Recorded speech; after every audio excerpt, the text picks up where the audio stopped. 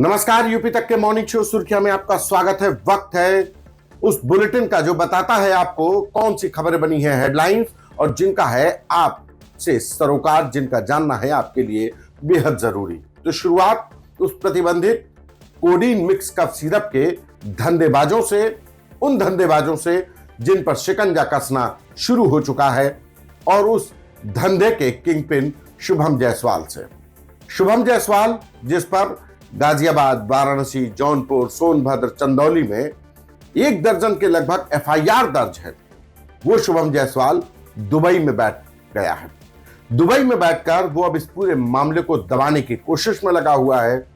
चर्चा तो यहां तक है कि शुभम जायसवाल, जो कोरोना से पहले तक एक मामूली वाराणसी में मेडिकल स्टोर चलाने वाला शख्स था, वो चंद सालों में ही अरबपति हो गया और इसी पैसे के दम पर वो एमएलसी बनना चाहता था। स्नातक क्षेत्र के जो चुनाव होने वाले थे, इसके लिए ही वो एमएलसी बनने के सपने बुन रहा था और इसके लिए उसने पूर्वांचल के कई बड़े नेताओं का साथ पकड़ा। कई बड़े नेताओं, बीजेपी के तमाम बड़े ओहदेदारों का इतना करीबी हो गया कि वो उनके छोटे बड़े हर कार्यक्रम में जाने लगा, उनके कार्यक्रम में फंडिंग करने लगा। यही वजह है कि शुभम जायसवाल की तस्वीरें तमाम मंत्रियों के साथ, तमाम पदाधिकारियों के साथ वायरल हो रही हैं। लेकिन शुभम जायसवाल कफ सिरप की तस्करी से माननीय बनने की राह पर चल डगरा था, लेकिन अचानक यह भंडाफोड़ हुआ और शुभम जायसवाल अब दुबई में बैठकर दुबक कर इस पूरे मामले को दबाने की कोशिश में लगा हुआ है। वहीं दूसरी तरफ यूपी एसटीएफ की टीमें अमित सिंह टाटा से की गई पूछताछ के बाद अब जल्द कुछ और बड़े नामों को भी गिरफ्त में लेगी, उनसे पूछताछ करेगी। अमित सिंह टाटा से भी करीब 8 घंटे तक यूपी एसटीएफ ने पूछताछ की और पूछताछ के बाद अमित सिंह टाटा को गिरफ्तार किया। दरअसल बीते साल अप्रैल 2024 में यूपी एसटीएफ ने जब एक प्रतिबंधित कोडीन कफ सिरप की खेप पकड़ी, तब यह पूरा मामला खुलता चला गया और उसके बाद शुभम जायसवाल, उसके पिता भोला प्रसाद जायसवाल और उसके अलावा तमाम फर्जी कंपनियां खोलकर प्रतिबंधित कोडीन मिक्स कफ सिरप की तस्करी, हिमाचल में यह कोडीन कफ सिरप बनवाया जाता, झारखंड के फर्जी शैली ट्रेडर्स के नाम पर इस फर्म से सुपर स्टॉकिस्ट बनाकर इसकी तस्करी होती, झारखंड से बिहार, बिहार से पश्चिम बंगाल, पश्चिम बंगाल से बांग्लादेश तक इसकी तस्करी शुभम जायसवाल कर रहा था और तमाम बड़े लोगों को अपने इस धंधे के लिए लुभा रहा था, जिसमें अमित सिंह टाटा का भी नाम सामने आया है। लेकिन अभी इस धंधे की छोटी मछली पकड़ी गई है, अभी तो कई बड़ी मछलियों पर शिकंजा कसना बाकी है। इसके बाद बात हाईकोर्ट के उस फैसले की जिसमें अगर कोई अफसर रिटायर हो जाए तो ऐसा नहीं है कि नौकरी के दौरान अगर वो कोई गड़बड़ी करता है, घोटाला करता है, तो उस पर कार्रवाई नहीं होगी। हाईकोर्ट, इलाहाबाद हाईकोर्ट ने एक महत्वपूर्ण फैसले में याचिका दायर की गई थी। फर्रुखाबाद के विपिन चंद तकनीकी जूनियर इंजीनियर के पद से 30 जून 2025 को रिटायर हुए थे। रिटायरमेंट के बाद विभाग ने उनके कार्यकाल में की गई गड़बड़ियों पर उनके खिलाफ जांच शुरू की और जिस पर जो जूनियर इंजीनियर के पद से रिटायर हुए थे, उनकी तरफ से इलाहाबाद हाईकोर्ट में याचिका डाली गई कि वो अब रिटायर हो गए हैं और जिस व्यक्ति ने उनको नौकरी दी थी अब वो उसके एम्प्लॉय नहीं रह गए, तो लिहाजा नियोक्ता उनकी जांच नहीं कर सकता। लेकिन इलाहाबाद हाईकोर्ट ने साफ कर दिया कि भले ही अब आप नियोक्ता के अधीन नहीं रह गए, लेकिन नियुक्ति की जो शर्तें हैं उसमें साफ तौर पर कहा जा रहा है कि आपके कार्यकाल में की गई अनियमितताओं के लिए कार्रवाई की जा सकती है।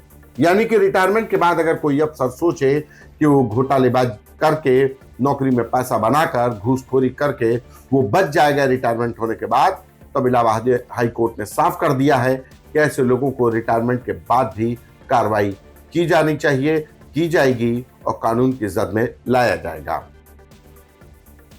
इसके बाद बात सियासत के उन गलियारों की जहां पर एसआईआर को लेकर हंगामा खड़ा हुआ है। पल्लवी पटेल सिराथू से विधायक हैं, उन्होंने साफ तौर पर कह दिया गुना में प्रेस कॉन्फ्रेंस के दौरान कि अब वो एसआईआर फॉर्म नहीं भरेंगी। एसआईआर फॉर्म को तमाम विपक्षी दल आड़े हाथों ले रहे हैं कि जिस तरीके से पल्लवी पटेल ने कहा कि महिला आरक्षण एक शगुफा था, ठीक उसी तरीके से एसआईआर फॉर्म भी एक शगुफा है।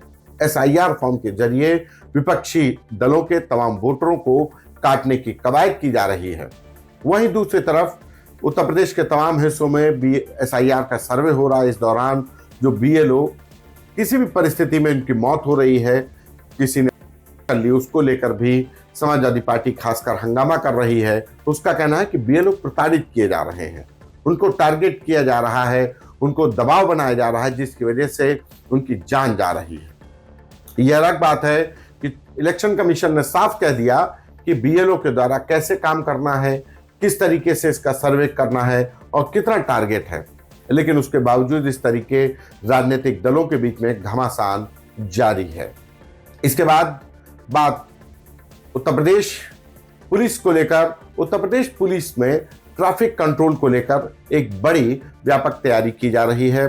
जो ट्रैफिक डायरेक्टरेट है, ट्रैफिक डायरेक्टरेट ने एक बड़ा प्लान कानपुर, लखनऊ, वाराणसी, गाजियाबाद, मेरठ जैसे बड़े शहरों के लिए जहां ट्रैफिक जाम की समस्या रहती है, उसको लेकर एक बड़ा प्लान बनाने की तैयारी कर ली है। हर शहर का एक अपना अलग ट्रैफिक प्लान होगा कि किस तरीके से ट्रैफिक को रेगुलेट किया जाए, और खासकर वीवीआईपी मूवमेंट पर।